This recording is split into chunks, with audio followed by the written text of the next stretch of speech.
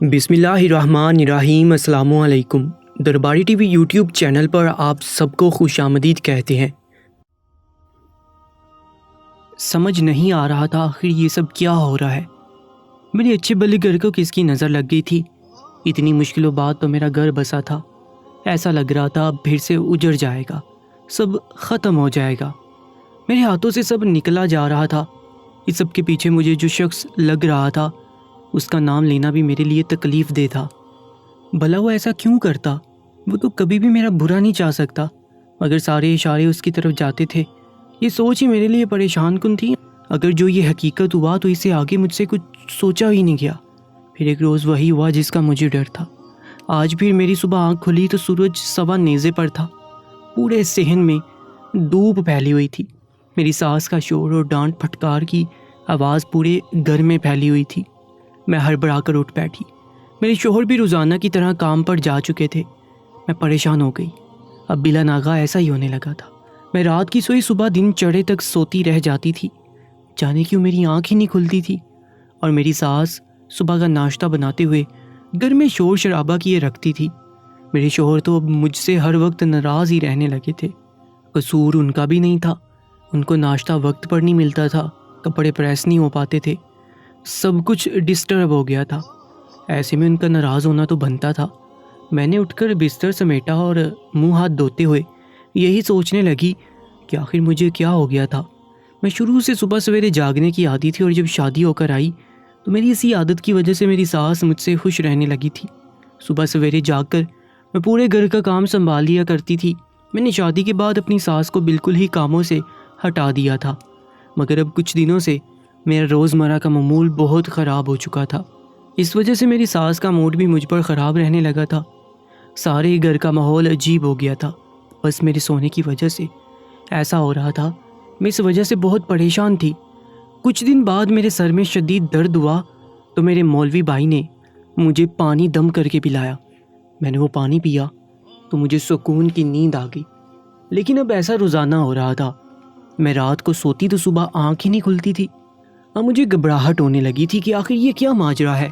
میں روزانہ بائی سے پانی دم کروا کر پی رہی تھی، اور مجھے پورا یقین تھا کہ یہ سارے مسائل اس دم والے پانی کی وجہ سے ہو رہے ہیں۔ میں نے سوچ لیا کہ میں اب مزید دم کیا ہوا پانی نہیں پیوں گی، جس کی وجہ سے مجھے ایسی گہری نیند آ جاتی تھی اور میں غفلت کی نیند سوئی رہتی تھی۔ میں نے وہ دن بھی ساس کے سامنے شرمندگی سے سر جھکا کر گزارا اور پورا دن کام کرتی رہی۔ شام کو شوہر گھر آئے تو وہ بھی بات نہیں کر رہے تھے۔ مجھے دل ہی دل میں خود پر غصہ آنے لگا تھا۔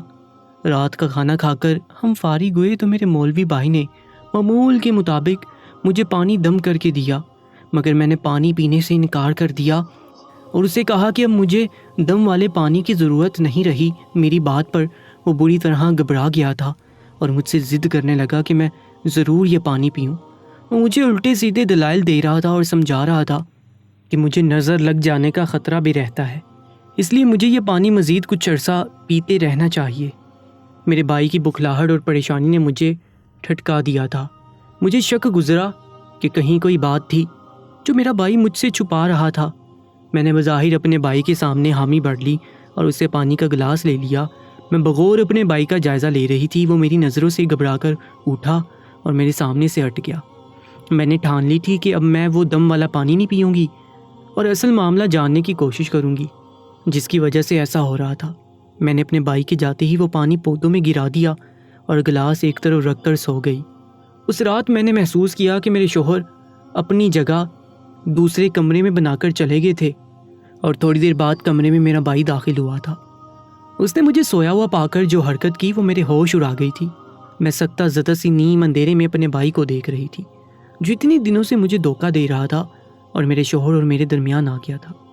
میں صدمے میں گری پڑی رہ گئی تھی۔ ہماری فیملی میں صرف میں تھی اور ایک میرا اکلوتا بھائی تھا۔ ہمارے ماں باپ ایک حادثے کا شکار ہو کر بہت پہلے ہمیں دنیا میں اکیلا چھوڑ کر جا چکے تھے۔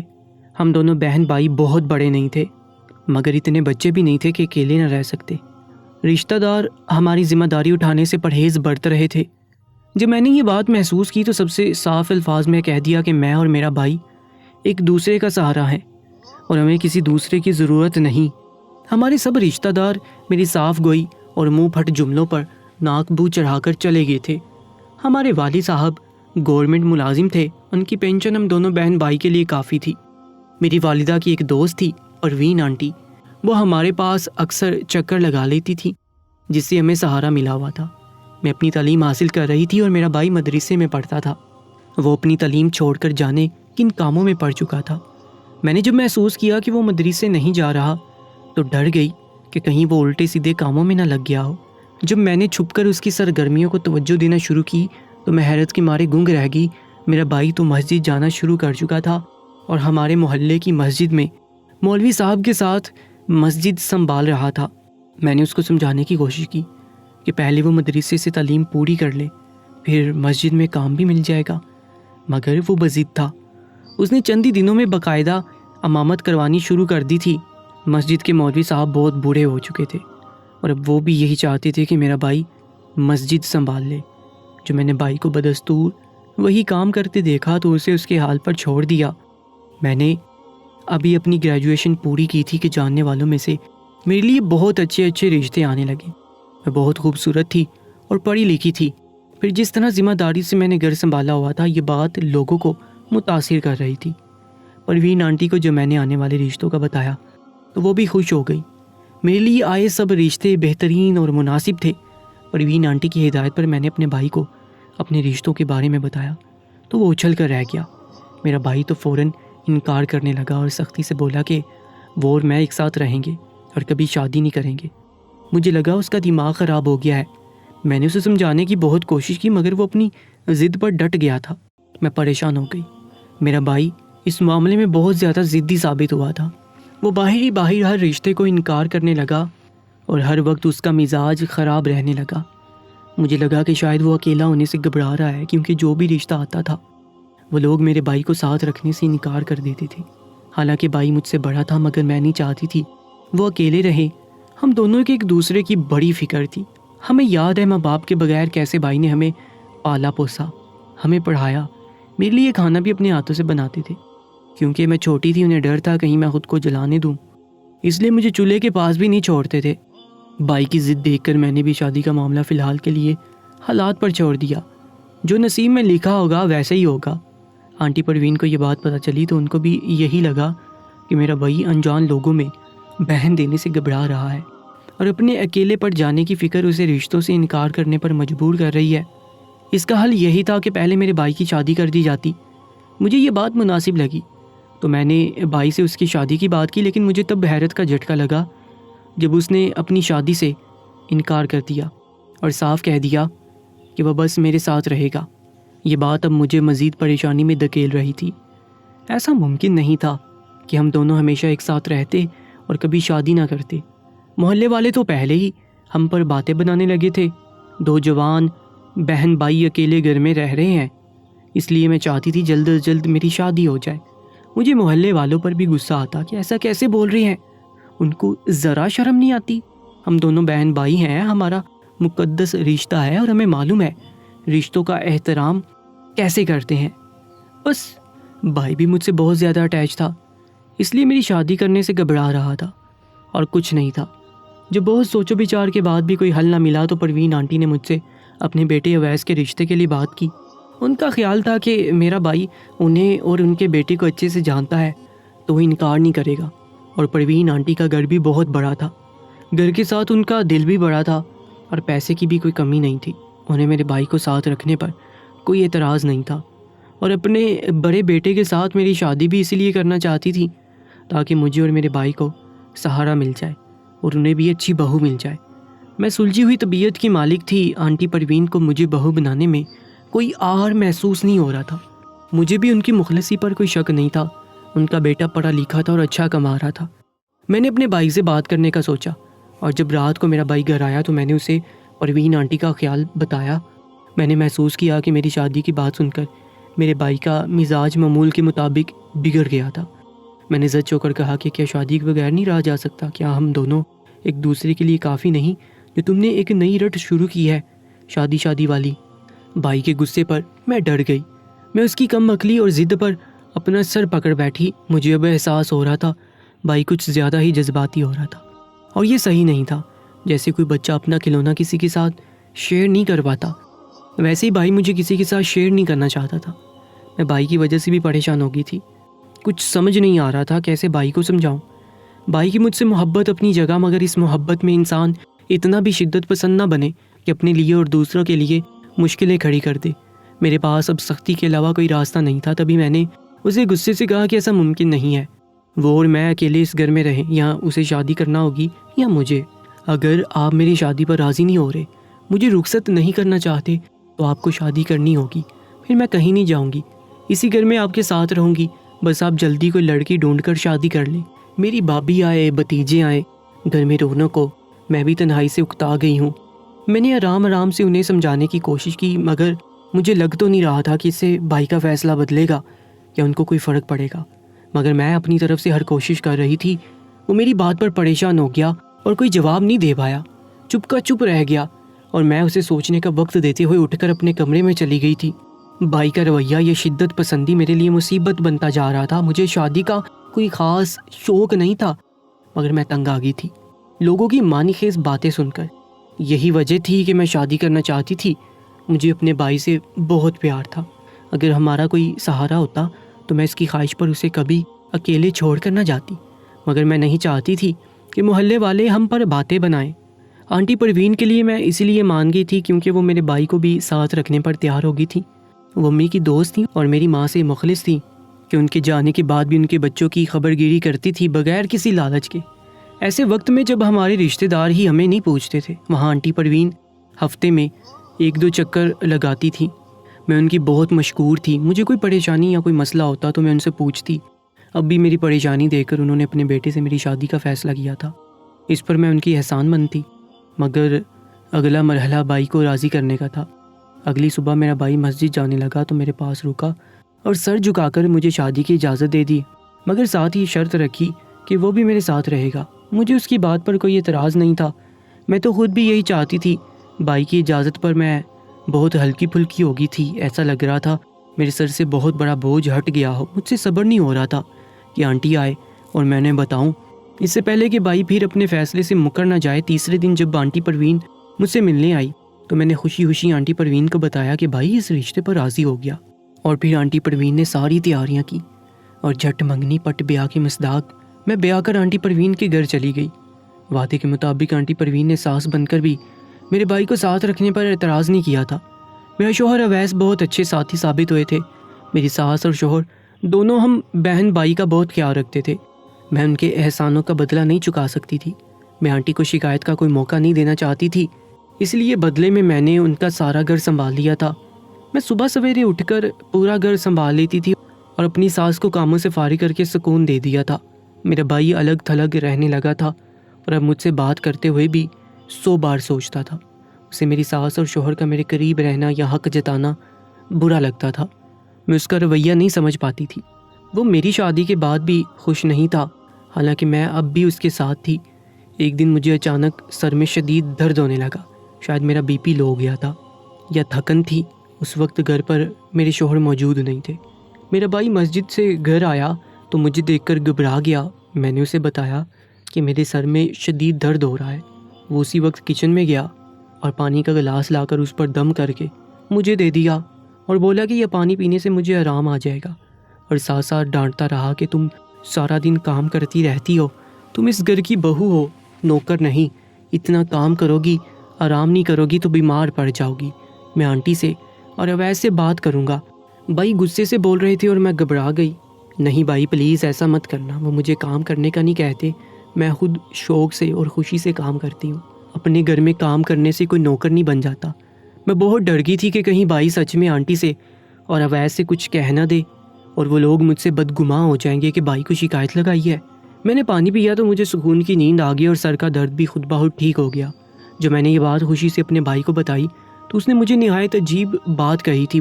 وہ بولا کہ مجھے بد نظر لگ گئی ہے، اس لیے میرے سر میں درد ہو گیا ہے۔ میں اس کی بات پر پریشان ہوئی تو وہ مجھے تسلی دیتے ہوئے بولا کہ کچھ دن مجھے روزانہ رات کو یہی دم والا پانی پینا ہوگا، جس سے میں ٹھیک ہو جاؤں گی اور بد نظر سے بچ جاؤں گی۔ میں مان گئی اور روزانہ رات کو دم والا پانی پی کر سونے لگی، مگر اس پانی سے میں صبح دیر تک پڑی رہتی تھی۔ کچھ دن تو طبیعت کی خرابی سمجھ کر میرے شوہر اور ساس نے مجھے کچھ نہیں کہا اور میرا خیال رکھتے رہے، مگر جب یہ معمول بن گیا تو میری ساس ناراض ہونے لگی۔ شوہر بھی صبح ناشتہ کیے بغیر جا رہے تھے، جس کی وجہ سے ان کا مزاج بھی خراب رہنے لگا تھا۔ میں جتنا کوشش کرتی کہ صبح جلد اٹھوں مگر نہیں اٹھ پاتی تھی۔ میرے شوہر اب مجھ سے بالکل بھی ناراض رہنے لگے تھے، کیونکہ میں رات کو جلدی سو جاتی تھی اور صبح بھی دیر سے اٹھتی، جس کی وجہ سے میں ان کو وقت بھی نہیں دے پا رہی تھی۔ میری اس حالت سے اگر کوئی مطمئن تھا تو وہ میرا بھائی تھا۔ اسے کوئی فرق نہیں پڑ رہا تھا، چاہے میں سارا دن سوئی رہتی۔ میں نے جب تھک کر پانی پینے سے انکار کیا تو میرے بھائی کی گھبراہٹ اور الٹی سیدھی باتوں نے مجھے شک میں ڈال دیا۔ میں نے اس رات پانی پودوں میں گرا کر رات کو دیکھا تو مجھے تب پتہ چلا کہ میرے شوہر رات کو بھی اب ایک کمرے میں نہیں سوتے تھے، بلکہ پوری رات میرے ساتھ میرا بھائی ہوتا تھا۔ میں ہک دک رہ گئی تھی، میں جھٹکے سے اٹھ بیٹھی تھی۔ میرا بھائی مجھے جاگا ہوا پا کر گھبرا گیا اور حیرت سے مجھے دیکھنے لگا۔ میں نے غصے سے اسے دیکھتے ہوئے کہا کہ یہ سب کیا ہے، وہ میرے کمرے میں کیا کر رہا ہے اور وہ مجھے آخر کیسا پانی پلاتا ہے جس سے میں گہری نیند سو جاتی ہوں۔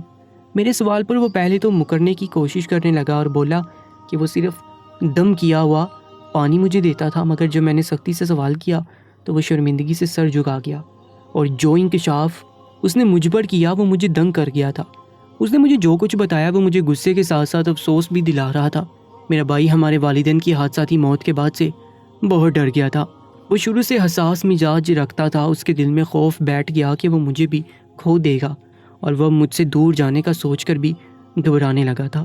اس نے مجھے خوش رکھنے کی خاطر اپنی تعلیم ادھوری چھوڑ کر مسجد سنبھال لی تھی تاکہ وہ کمانا شروع کر سکے اور مجھے اچھی زندگی دے۔ جو میری شادی کا ذکر ہوا تو وہ واقعی تنہائی کے خوف سے گھبرا گیا تھا، مگر اسے صرف اکیلے ہونے کا ڈر نہیں تھا بلکہ وہ مجھ سے دور بھی نہیں رہنا چاہتا تھا۔ حالات نے اسے میرے اتنا قریب کر دیا تھا کہ وہ اب صرف میرے قریب بھی کسی کو برداشت نہیں کر سکتا تھا۔ جب میں نے اسے شادی کے لیے بار بار منایا تو وہ سمجھ گیا کہ اب میں شادی کیے بنا نہیں رہوں گی۔ وہ خاموشی سے مان گیا اور میرے ساتھ میرے گھر رہنے لگا، مگر وہ اندر سے بے چین رہتا تھا۔ اسے خوف تھا کہ میں اپنے شوہر اور ساس کے ساتھ گل مل کر اسے بھول جاؤں گی۔ بھائی مجھ سے بہت محبت کرتا تھا اور اپنی محبت میں شراکت برداشت نہیں کر پا رہا تھا۔ بھائی کی محبت میرے لیے ایک باپ کی جیسی پاکیزہ تھی۔ مجھے بھائی کی محبت پر ذرا برابر شک نہیں تھا، مگر ان لوگوں پر غصہ آتا تھا جو بہن بھائی کے رشتے پر بھی انگلی اٹھاتے ہیں۔ بھائی کو میرا شوہر ایک آنکھ نہیں باتا تھا۔ شادی کے بعد جب میں ویس کا خیال رکھتی تھی تو بھائی کو یہ بات برداشت نہیں ہوتی تھی، اس لیے بھائی مجھ سے دور دور اور اداس رہنے لگا تھا۔ جس روز مجھے سر میں درد ہوا تو وہ بہت گھبرا گیا تھا۔ بھائی کی شروع سے عادت تھی میری چھوٹی سی تکلیف پر وہ ڈر جاتے تھے، کیونکہ ہم دونوں کے ایک دوسرے کے سوا تھا ہی کون۔ اس نے مجھے سر درد سے نجات دلانے کے لیے نیند کی گولی ملا کر پانی دے دیا۔ میں پانی پی کر سکون سے سو گئی تو میرے بھائی کو وہاں سے خیال آیا اور وہ روزانہ ہی مجھے نیند کی گولی ملا کر پانی پلا دیتا، جس سے میں سو جاتی اور نہ اپنے شوہر کو وقت دے پاتی نہ ہی اگلی صبح کام کر سکتی تھی۔ میری ساس اور شوہر اس وجہ سے مجھ سے دور ہو رہے تھے اور میرا بھائی اسی میں خوش تھا۔ میں یہ سب سن کر رونے لگی اور اسے سمجھانے کی کوشش کی کہ میں نے اسے بتایا کہ ہر رشتے کی اپنی اہمیت ہے، چاہے وہ زندگی میں جتنے بھی لوگ آ جائیں سب کی اپنی جگہ ہوگی، سب کا اپنا مقام ہوگا۔ آپ ایسا سوچ بھی کیسے سکتے ہیں کہ شادی کے بعد میں آپ کو بھول جاؤں گی یا وقت نہیں دے پا رہی؟ اگر میں آپ کو وقت نہیں دے پاتی تو اس کی یہی وجہ ہے کہ اب میں شادی شدہ ہو گئی ہوں۔ شوہر، ساس، سسر اور بھی رشتے میری زندگی میں آ گئے۔ گھر سنبھالنا، کام کاج، ان چکروں میں اتنا وقت نہیں مل پاتا، مگر حقیقت یہی ہے کہ میرے بھائی کی جگہ کوئی نہیں لے سکتا تھا اور وہ میرے لیے ہمیشہ سب سے عزیز رہے گا اور سب سے اہم بھی، کیونکہ آپ سے میرا خون کا رشتہ ہے۔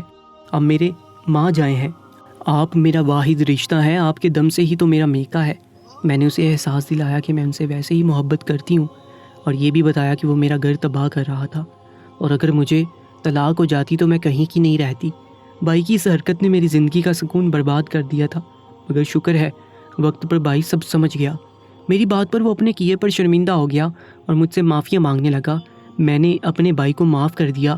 میں نے بھی اپنے شوہر اور ساس سے معافی مانگی اور آئندہ شکایت کا موقع نہ دینے کا وعدہ کیا۔ ان دونوں نے مجھے کھلے دل سے معاف کر دیا تھا۔ اب بھائی اپنے گھر جا کر رہنا چاہتا تھا، مگر میں نے ان سے کہا کہ میں ایک شرط پر ہی انہیں گھر جانے دوں گی، جب وہ شادی کر کے اپنا گھر نہ بسا لیں۔ بھائی میری بات مان گیا اور ہم نے ایک اچھی سی لڑکی ڈھونڈ کر بھائی کی شادی کر دی۔ اب بھائی بھی خوش لگ رہا تھا، ان کا گھر بس گیا تھا اور میرا میکا آباد ہو گیا تھا۔ اتنے عرصے والدین کے بغیر گزارے تھے ہم دونوں بہن بھائی کی آپس میں بہت دوستی ہو گئی تھی. ہمارا رشتہ مقدس اور پاک تھا. بس کبھی کبھی انسان اپنے سے جڑے رشتوں کے لیے کچھ زیادہ ہی حساس ہو جاتا ہے اور جب کوئی تیسرا ان کے بیچ آ جاتا ہے تو انہیں وہ اپنا دشمن لگنے لگتے ہیں. مگر رشتوں کا تقدس کبھی بھی پامال نہیں کرنا چاہیے. اپنے سے جڑے سارے رشتوں کی قدر کریں, انہیں وقت دیں, پیار دیں. اگر بیچ میں رنجشیں, غلط فہمیاں ہیں تو انہیں دور کریں اور درگزر کرنا سیکھیں. وقت کے ساتھ ساتھ ساری گرد دھول ہٹ جاتی ہے. خون کے رشتے کبھی توڑے نہیں جاتے. بس اللہ تعالیٰ سب کو اپنی حفظ و ایمان میں رکھے. آمین ضرور لکھیے گا. اور ایسی ہی سبق موز اور سچی کہانیوں کے لیے ہمارے YouTube چینل کو بھی سبسکرائب کر لیجیے گا. اپنا بہت زیادہ خیال رکھا کریں. اللہ نگہبان.